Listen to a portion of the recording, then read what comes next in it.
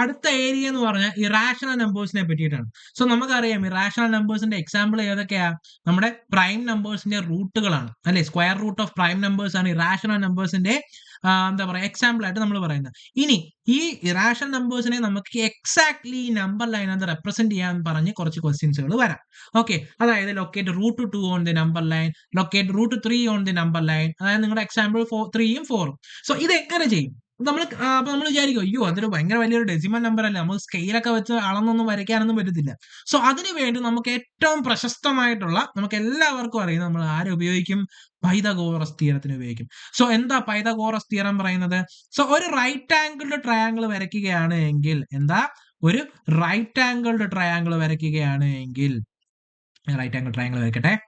ഒരു right angle triangle വരയ്ക്കുകയാണ് എങ്കിൽ അതിന്റെ എന്താ പറയാ പെർപെൻഡിക്കുലർ സൈഡ്സിനെ എ എന്നും ഒരു ബി എന്നും റെപ്രസെന്റ് ചെയ്യുന്നു. ഓക്കെ, പെർപെൻഡിക്കുലർ സൈഡ്സിനെ എ എന്നും ബി എന്നും റെപ്രസെന്റ് ചെയ്യുന്നു. ഹൈപ്പോട്ടിന്യൂസിനെ എച്ച് എന്ന് റെപ്രസെന്റ് ചെയ്യുകയാണ് എങ്കിൽ ഹൈപ്പോട്ടിന്യൂസ് സ്ക്വയർ എന്ന് പറയുന്നത് എന്താ പറയാ നമ്മുടെ പെർപെൻഡിക്കുലർ സൈഡുകളുടെ സ്ക്വയറിന്റെ സമ്മിന് ഈക്വൽ ആയിരിക്കും. അയ്യോ, എ സ്ക്വയർ പ്ലസ് എ സ്ക്വയറോ, A square plus B square. Okay, അതായത് ഹൈപ്പോട്ടിന്യൂസിന്റെ സ്ക്വയർ എന്ന് പറയുന്നത് പെർപെൻഡിക്കുലർ സൈഡിന്റെ സ്ക്വയറുകളുടെ സമ്മിന് ഈക്വൽ ആയിരിക്കും. സ്ക്വയറുകളുടെ സമ്മിന് ഈക്വൽ ആയിരിക്കും. ഇതാണ് നിങ്ങളുടെ പൈതഗോറസ് തിയറം പറയുന്നത്.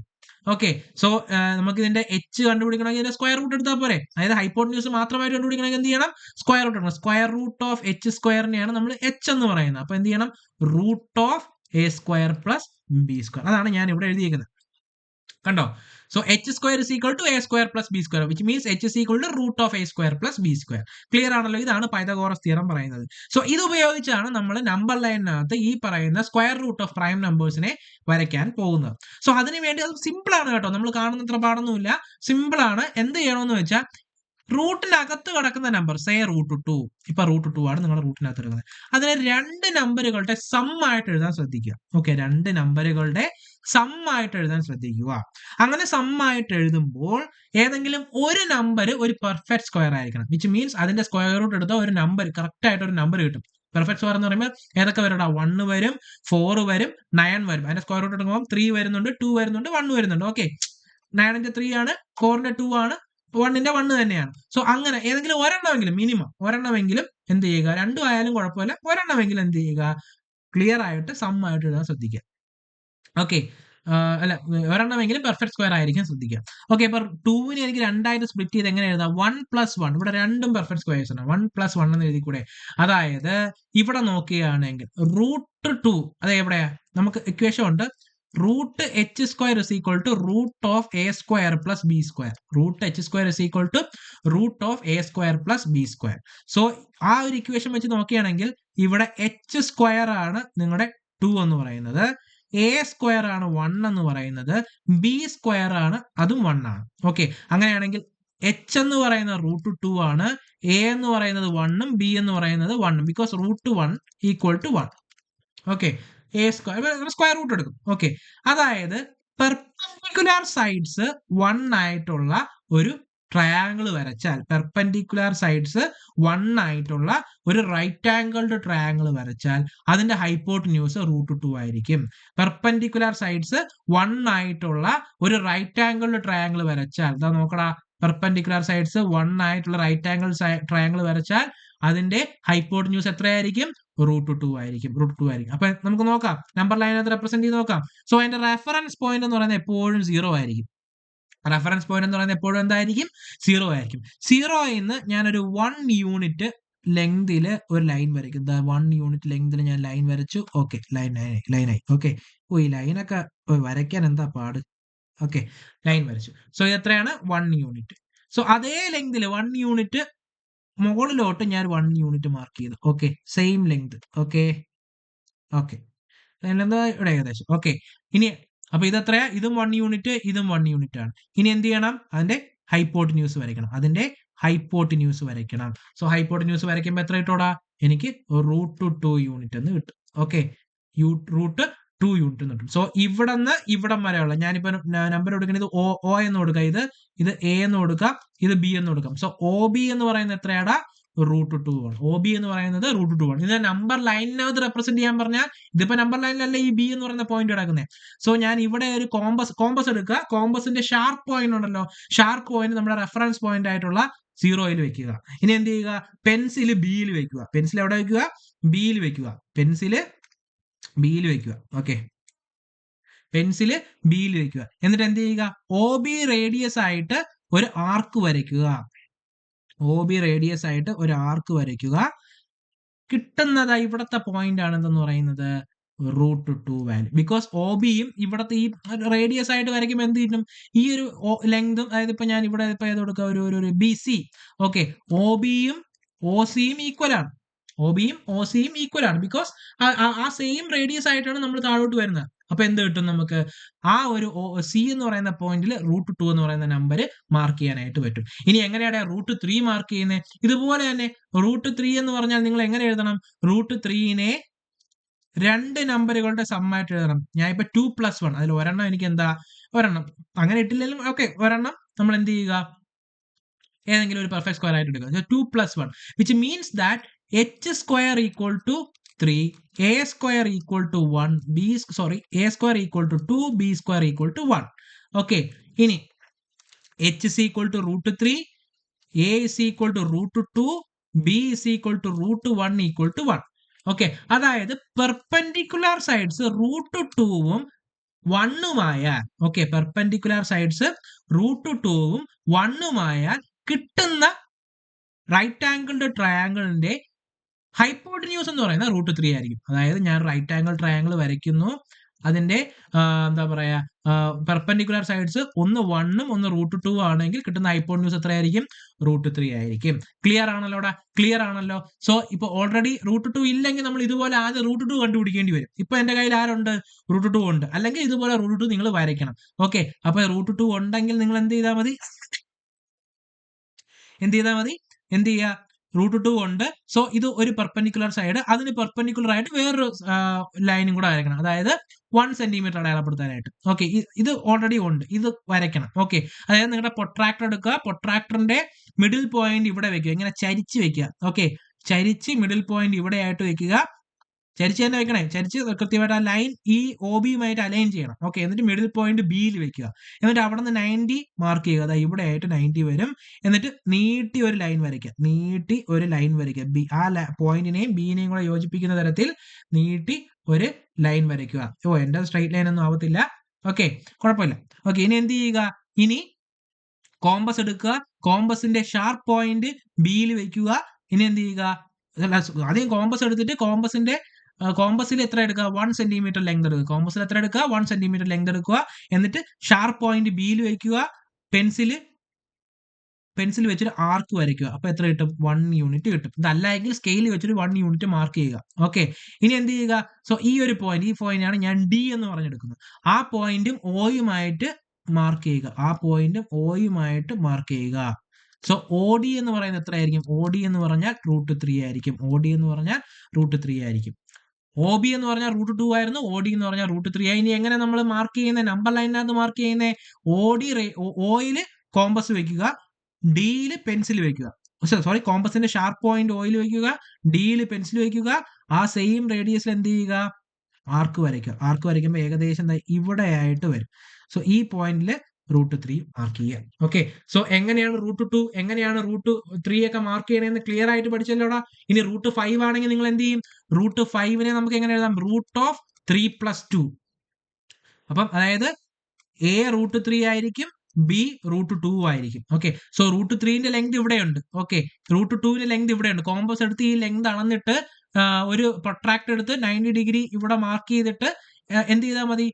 ഈ ലെങ്ത് വെച്ച് കട്ട് ചെയ്താൽ മതി. കട്ട് ചെയ്താൽ √2 അവിടെ വരും. ഓക്കെ, എന്നിട്ട് അതും ഓയും കൂടെ യോജിപ്പിച്ചാൽ √5 കിട്ടും. ഓക്കെ ആണല്ലോ? ഇനി അല്ലെങ്കിൽ √5 കണ്ടുപിടിക്കാൻ നമുക്ക് വേറൊരു മാർഗ്ഗമുണ്ട്. √5 = √4 + 1. അങ്ങനെയാണെങ്കിൽ A = 2 എന്ന് കിട്ടും, B = 1 എന്ന് കിട്ടും.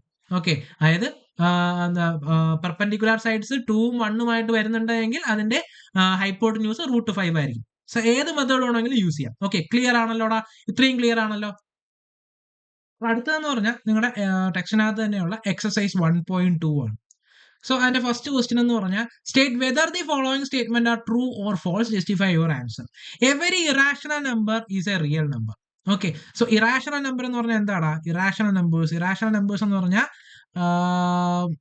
ഓക്കെ റിയൽ നമ്പർ ആണ് നമുക്ക് വരുന്നത്. ഓക്കെ, റിയൽ നമ്പർ എന്ന് പറഞ്ഞാൽ റാഷണൽ പ്ലസ് ഇറാഷണൽ ആണ്. ഓക്കെ, സോ എല്ലാ ഇറാഷണൽ നമ്പറും റിയൽ നമ്പർ ആണോ?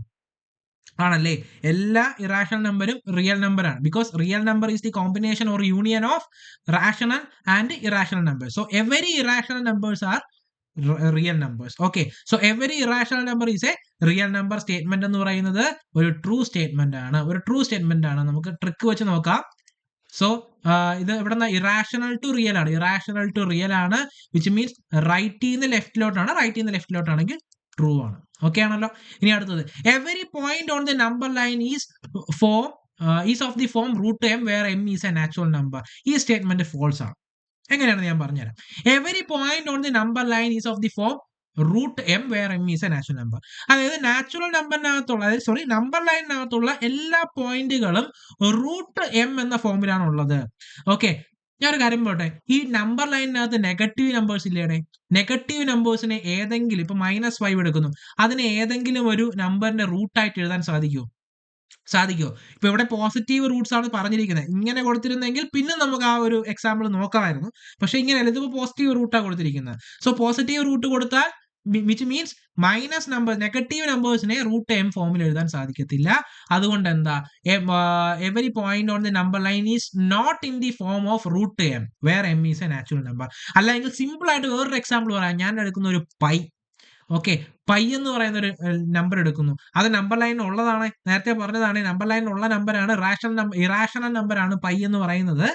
സോ ഈ പൈ ഏതെങ്കിലും ഒരു നമ്പറിന്റെ റൂട്ടായിട്ട് നമ്മൾ പഠിച്ചിട്ടുണ്ടോ?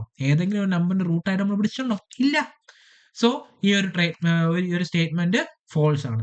ഇനി every real number is A rational number. Real number is A combination of rational and irrational number.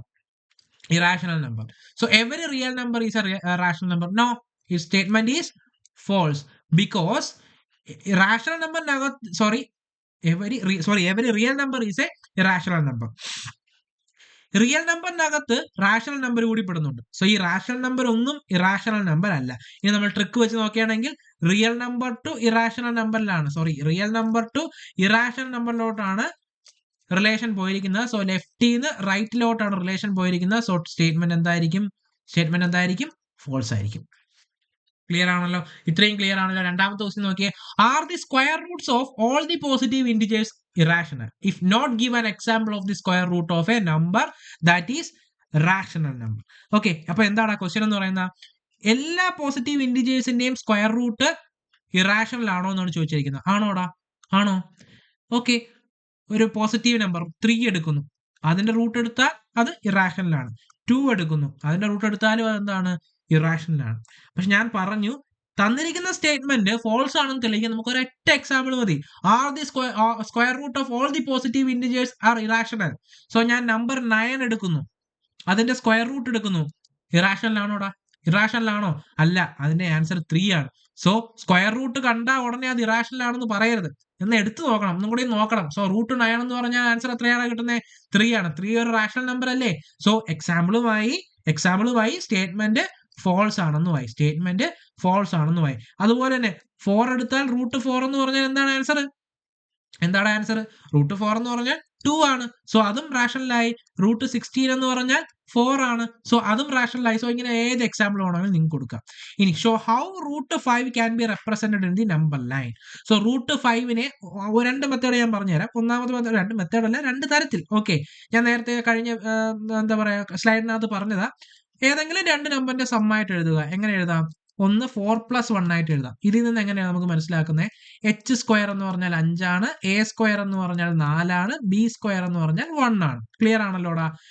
Okay, അതായത് h എന്ന് പറഞ്ഞാൽ റൂട്ട് 5 ആണ്, a എന്ന് പറഞ്ഞാൽ റൂട്ട് 4 = 2 ആണ്, b എന്ന് പറഞ്ഞാൽ റൂട്ട് 1 = 1 ആണ്. ഇത്രയും ക്ലിയർ ആണല്ലോ? അതായത് ഞാൻ ഒരു റൈറ്റ് ആംഗിൾഡ് ട്രയാംഗിൾ വരയ്ക്കുന്നു. റൈറ്റ് ആംഗിൾ ട്രയാംഗിൾ വരയ്ക്കുന്നു, അതിന്റെ പെർപെൻഡിക്കുലർ സൈഡ്സ് രണ്ടും ഒന്നുമാണ് എങ്കിൽ അതിന്റെ ഹൈപ്പോട്ടിന്യൂസ് √5 ആയിരിക്കും. ഓക്കെ, സോ പെർപെൻഡിക്കുലർ സൈഡ്സ് രണ്ടാക്കും. ഞാൻ ഇവിടന്ന് ഇവിടം വരെയല്ലേ 2 യൂണിറ്റ് വരുന്നേ. സോ ഞാൻ ലൈൻ വരയ്ക്കുന്നു, ഇവിടെ നിന്ന് ഇങ്ങോട്ട് ഒരു 2 യൂണിറ്റ് ലൈൻ വരയ്ക്കുന്നു. ഓക്കെ ആണല്ലോടാ? ഓക്കെ ഓക്കെ, ഇത് എത്ര വരും? 2 യൂണിറ്റ്സ്. ഓക്കെ, ഇനി ഇവിടെ നിന്ന് പെർപെൻഡിക്കുലർ ആയിട്ട് ഞാൻ എത്ര വരയ്ക്കുന്നു? ഒരു 1 യൂണിറ്റ് വരയ്ക്കുന്നു. ഒരു 1 യൂണിറ്റ് വരയ്ക്കുന്നു. ഇവിടെ എത്രയേ ഉള്ളൂ? 1 യൂണിറ്റ്. ഓക്കെ, ഇനി അതിന്റെ എന്താ ഹൈപ്പോട്ടിന്യൂസ് എന്ന് വരച്ചേ. ഹൈപ്പോട്ടിന്യൂസ് വരയ്ക്കുമ്പോൾ ഞാൻ ഈ പോയിന്റ് O എന്ന് കൊടുക്കുന്നു, ഇത് A എന്ന് കൊടുക്കുന്നു, ഇത് B എന്ന് കൊടുക്കുന്നു. സോ OB ഹൈപ്പോട്ടിന്യൂസ് എത്ര വരോടാ? √5 വരും. എത്ര വരോടാ? √5 വരും. √5 വരും. സോ ഇനി OB, അതായത് കോമ്പസ് എടുക്കുക, കോമ്പസിൽ പെൻസിൽ തിരികെ കയറ്റുക, ഓയിൽ അതിന്റെ ഷാർപ്പ് എഡ്ജ് വെക്കുക, ബിയിൽ പെൻസിലിന്റെ അറ്റം വെക്കുക, എന്നിട്ട് എന്ത് ചെയ്യുക?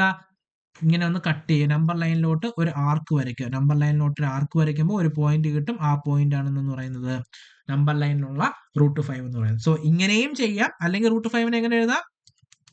√5 എന്ന് പറഞ്ഞാൽ √3 + 2 ഇങ്ങനെയും എഴുതാം. സോ അങ്ങനെയാണെങ്കിൽ എന്ത് ചെയ്യണം? h² എന്ന് പറഞ്ഞാൽ 5 ആണ്, a² എന്ന് പറഞ്ഞാൽ 3 ആണ്, b² എന്ന് പറഞ്ഞാൽ 2 ആണ്. സോ h എന്ന് പറഞ്ഞാൽ അങ്ങനെയാണെങ്കിൽ √5 ആകും, a എന്ന് പറഞ്ഞാൽ √3 ആകും, b എന്ന് പറഞ്ഞാൽ √2 ആവും.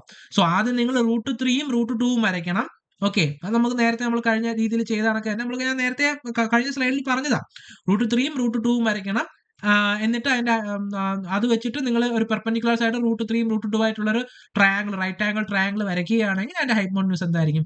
√5 ആയിരിക്കും. സോ ഇങ്ങനെയും വരയ്ക്കാം, ഇങ്ങനെയും വരയ്ക്കാം. ഓക്കെ, ഇങ്ങനെ ഒരു ട്രയാംഗിൾ, ഇവിടെ √3, ഇവിടെ √2 ആണെങ്കിൽ ഇവിടെ √5 ആയിരിക്കും. സോ ഇറാഷണലിന്റെ ഏരിയയിലുള്ള എല്ലാ പ്രോബ്ലംസും നല്ല ക്ലിയർ ആയിട്ട് എന്റെ പിള്ളേർക്ക് മനസ്സിലായെന്ന് വിശ്വസിക്കുന്നു.